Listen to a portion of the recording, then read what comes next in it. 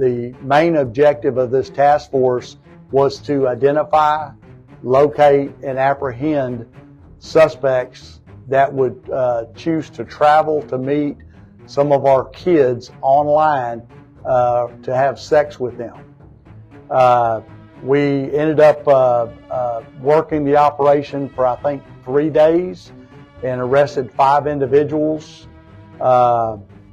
These suspects chatted with undercover officers online, made plans and deals with who they thought to be our children, then met at predetermined locations to engage in sexual activities with who they thought at the time to be kids.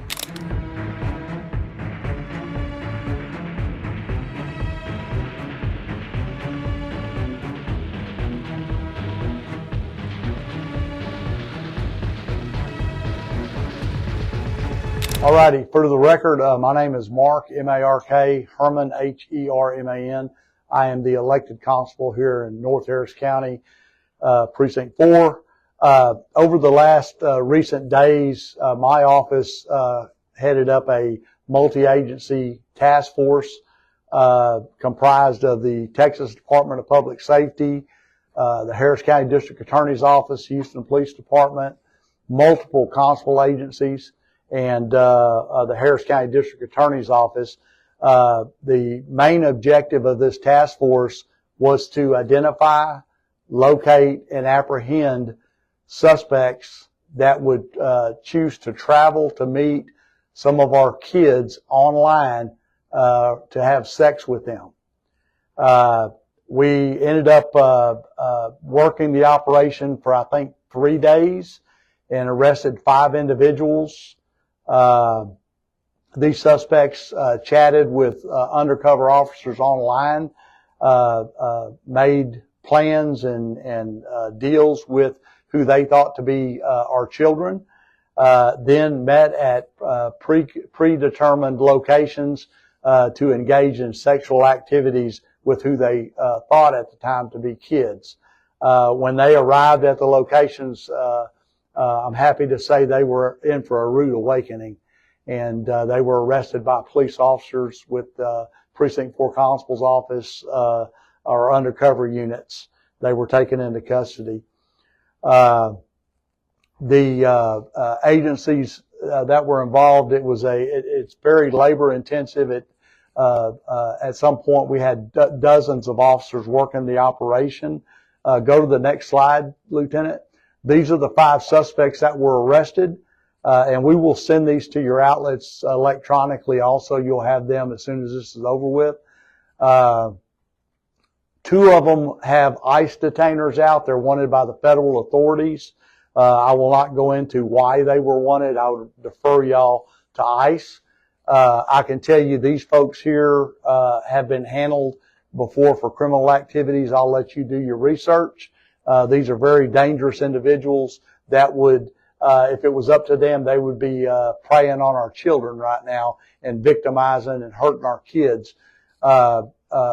Protecting our most vulnerable aspect of our citizenship, our children, is very important to law enforcement.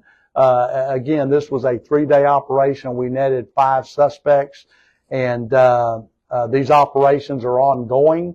And I would caution anyone that would choose to try to meet a kid online to think twice about it. It is against the law, but think twice, because you're probably going to be speaking to an undercover police officer. You're going to be arrested. You've got your reputation to worry about, criminal record, etc. But on these 5 individuals, we're looking forward to letting them have their day in court. I've reviewed these cases, and the cases are solid. We got them, definitely with the elements of the crime of online solicitation of minors. I'll open it up for any questions any of you may have. Are all these suspects from the Houston area, or did anybody travel from outside? Yeah, there was a couple of them that were not outside of our area, but they traveled a pretty good distance. But for the main course, most of them are local. And again, if you do your research, you'll see that these are these are criminals. I mean, these people are the lowest part of our society. How long was this operation? It was a 3-day operation. Yeah, 3 days, and again, an operation like this, you have planning. You got to have predetermined locations. On a couple of these, we had them coming in at the same time to meet kids, so we had separate locations. We had to send them to separate locations. Had separate hit teams to take them down once they arrived, and when you have dozens of officers online chatting and they set up these things, when it does go down, it goes very quick. Constable, can you elaborate more in how was the interaction of these people who were trying to reach out for the kids through social media? We know that, but through apps, or, I mean, this is more for the parents, to be aware of. Yeah, so there are various apps that we were on. I don't want to go into the specific ones. But we would encourage our parents to monitor their kids' social media. They have it now where you can set your kids' social media up to mirror your phone, so you can actually see exactly what they're doing on their phone. There are apps to allow you to do that. The biggest thing with our kids, and a lot of our kids have these devices, and there's a lot of freedom out there for them to go and do certain things, but education's a key part. People you don't know that you meet online, you don't know who they are, you don't know their intentions, but I think that every parent should stress that to their children. And in this day and time, I would trust no one that you met online. And but again, we have to protect our kids. And yes, it starts with the parents and goes over to law enforcement. And I can tell you that I have assets, and as well as all these other agencies, that our primary job now is strictly monitoring these sites and having task forces such as this to keep these criminals in check. I see 5 men up here. Who were the undercover deputies posing to be? Were they posing to be a boy, young girl? Both. Both. Yeah, we had females and we had males, and I won't go into the logistics and specifics of it, but any of these chat operators that are police officers, they have to have certain certifications to allow them to chat with folks online to make criminal cases. Basically trains them the do's and don'ts, what you can and can't do.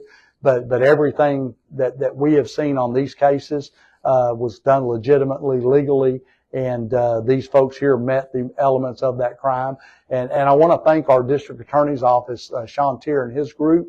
They worked hand in hand with us when when the elements of the crime were met. These people were arrested, processing them and getting them off the streets. And several of them got pretty high bonds too.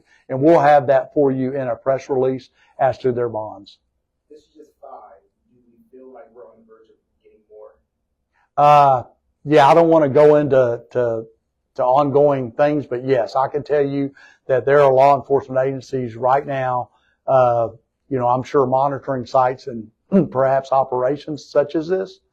So I can tell you my office is, we do it daily. We have a whole unit where I keep all my undercover folks, so, at a different location. They actually all office out of that same building, over 100 of them.